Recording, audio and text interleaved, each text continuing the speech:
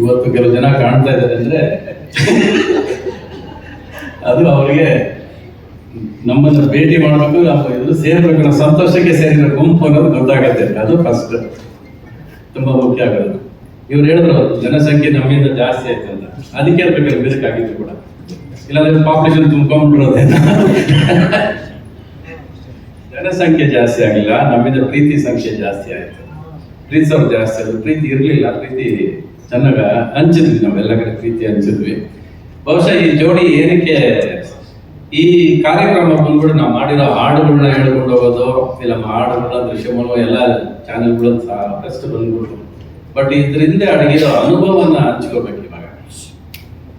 ಇವಾಗ ಇಂಡಸ್ಟ್ರಿ ಕಳ್ಕೊತಾ ಇದ್ದೀರೋ, what is the industry losing ಇದೆ ಇವತ್ತೆಲ್ಲ ಏನ್ ಕಳ್ಕೊಳ್ತಾ ಇದೆಯೋ, 1986 ಇಂದ ನಾವು ಏನ್ ಮಾಡ್ಕೊಂಡ್ಬಂದು ಈ ಅನುಭವ ಅದು ಇವಾಗ ಜನಗಳ ಜೊತೆ ಸಿನಿಮಾ ಇಂಡಸ್ಟ್ರಿ ಅವರಿಗೆ ಹಂಚ್ಕೋಬೇಕಾಗಿರೋದು ದಿವಸ ಬಂದಿದೆ. ಇವರು ಹೇಗೆ ಸಿನಿಮಾ ಮಾಡಿದ್ವಿ, ಹೇಗೆ ಹಾಡುಗಳು ಮಾಡಿದ್ವಿ, ಅದು ಹೇಗೆ ಸಕ್ಸಸ್ ಆಯ್ತು, ಅದು ಎಲ್ಲಿ ರೀಚ್ ಆಯ್ತು, ಅದು ಇವತ್ತು I think that portion is left over.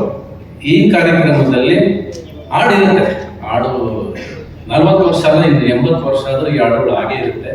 ಎರಡೇ ಕಾರಣ ಈ ಹಾಡುಗಳು ಸಕ್ಸಸ್ ಆಗೋದಕ್ಕೆ ಕಾರಣ ಏನಂದ್ರೆ ಆಡಿಯೋ ವಿಜುವಲ್ ನಮ್ಮಿಬ್ಬರು ಕಾಂಬಿನೇಷನ್ ಮಾತ್ರ ಸಿಂಕ್ ಆಗಿತ್ತು. ಅದಕ್ಕೆ ಅದು ಇವತ್ತು ಸಿಂಕ್ ಆಗೋದೇ ಇಲ್ಲ, ಸ್ವಿಂಕ್ ಆಗೋದೇ ಇಲ್ಲ ಈ ಹಾಡುಗಳು.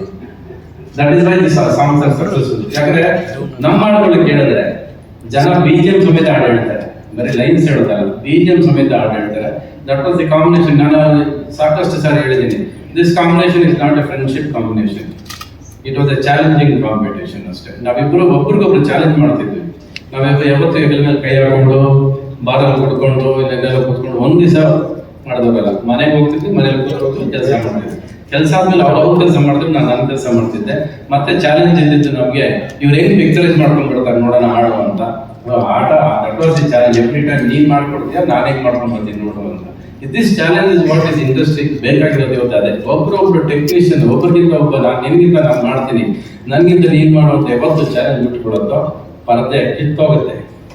ಅದು 86, 89 ಅಲ್ಲಿ ಆಗಿದ್ದಂತ ವಿಷಯಗಳು ಇವತ್ತು that is what is needed. ನನಗೆ ಈ ಕಾರ್ಯಕ್ರಮ ಇವ್ರು ಬಂದು ಕೇಳಿದ್ರಲ್ಲ, ಇದು ಸುಮಾರು ವರ್ಷದಿಂದ ಸುಮಾರು ಜನ ಕೇಳ್ತಾ ಇದ್ದಾರೆ.